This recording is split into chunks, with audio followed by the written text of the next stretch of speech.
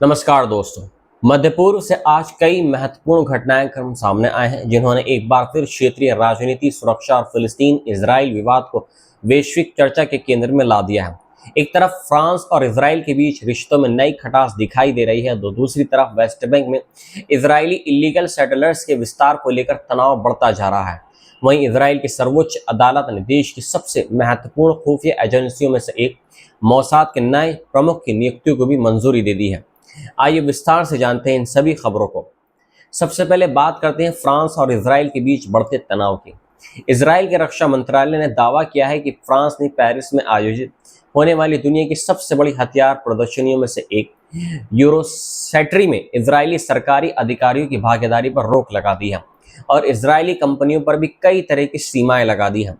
फ्रांसीसी रक्षा मंत्रालय ने बाद में कहा कि इजरायली कंपनियां केवल वायु रक्षा और मिसाइल रक्षा से जुड़े उपकरण ही प्रदर्शित कर सकेंगी। हालांकि फ्रांस ने इसके पीछे का विस्तृत कारण सार्वजनिक नहीं किया है। इजराइल ने इस फैसले पर कड़ी प्रतिक्रिया देते हुए इसे राजनीतिक और व्यावसायिक हितों से प्रेरित निर्णय बताया है। पिछले कुछ वर्षों में खासकर गजा, लेबनान और ईरान को लेकर दोनों देशों के बीच मतभेद लगातार बढ़े हैं। फ्रांसीसी राष्ट्रपति एम्मानुएल मैक्रोन ने फिलिस्तीनी देश को मान्यता देने का समर्थन किया था, जिसके बाद भी दोनों देशों के संबंधों में तनाव देखा गया था। अब यूरोसैटरी प्रदर्शनी को लेकर उठा ये विवाद दोनों देशों के रिश्तों में एक और बड़ा मोड़ माना जा रहा है। दूसरी बड़ी खबर कब्जे वाले वेस्ट बैंक से सामने आई है। रिपोर्टों के अनुसार इजरायली इलीगल सेटलर्स ने जेरिको के पास स्थित अल औजा क्षेत्र के निकट एक नया अवैध बस्ती आउटपोस्ट स्थापित करना शुरू कर दिया है। बड़ी संख्या में हथियारबंद लोगों ने बुलडोजर की मदद से जमीन को समतल करने का काम किया और इलाके में नए ढांचे तैयार करने की कोशिश की। स्थानीय फिलिस्तीनी संगठनों का कहना है कि इस कदम का उद्देश्य जमीन पर एक नया वास्तविक कंट्रोल स्थापित करना है।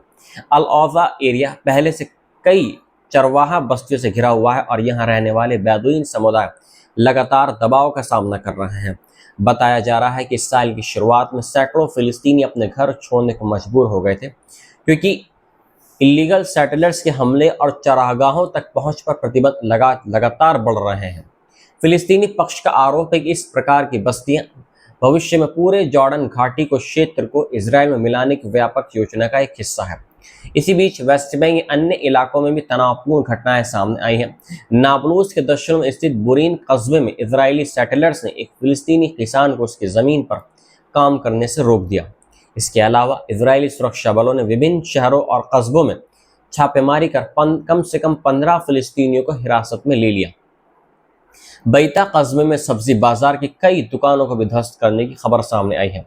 इन घटनाओं के बाद स्थानीय लोगों में आक्रोश बढ़ गया है और क्षेत्र में तनाव और अधिक गहरा हो गया है। अब बात करते हैं इजरायली खुफिया एजेंसी मोसाद से जुड़ी बड़ी खबर की।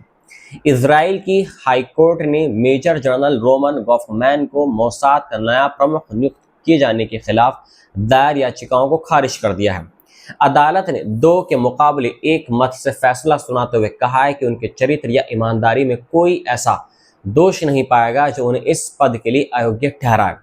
हालांकि इस नियुक्ति का विरोध जो इजराइल की अटॉर्नी जनरल गाली बारावो मिरारा ने किया था। उनका आरोप था कि वर्ष 2022 में किशोर को गुप्त ऑनलाइन अभियानों के लिए भर्ती किए जाने के मामले में गॉफमैन ने उचित कार्रवाई नहीं की थी। उस किशोर को बाद में गलती से जासूसी के आरोप में गिरफ्तार कर लिया गया था और लंबे समय तक हिरासत में रखा गया था। जांच के बाद उस पर लगे सभी आरोप हटा लिए गए थे। अदालत ने अपने फैसले में कहा कि इस मामले में गॉफमैन के खिलाफ ऐसा कोई नैतिक या कानूनी अधिकार नहीं मिला है जिससे उन्हें मोसाद प्रमुख बनने से रोका जा सके। अब वे आधिकारिक रूप से एजेंसी की कमान संभाल सकते हैं। कुल मिलाकर देखा जाए तो मध्य पूर्व में तनाव केवल युद्ध के मोर्चों तक सीमित नहीं रहा है, बल्कि कूटनीतिक इलीगल सेटलर्स की जो बस्तियां हैं उनको कब्जा करना और खुफिया एजेंसी तक भी फैल चुका है।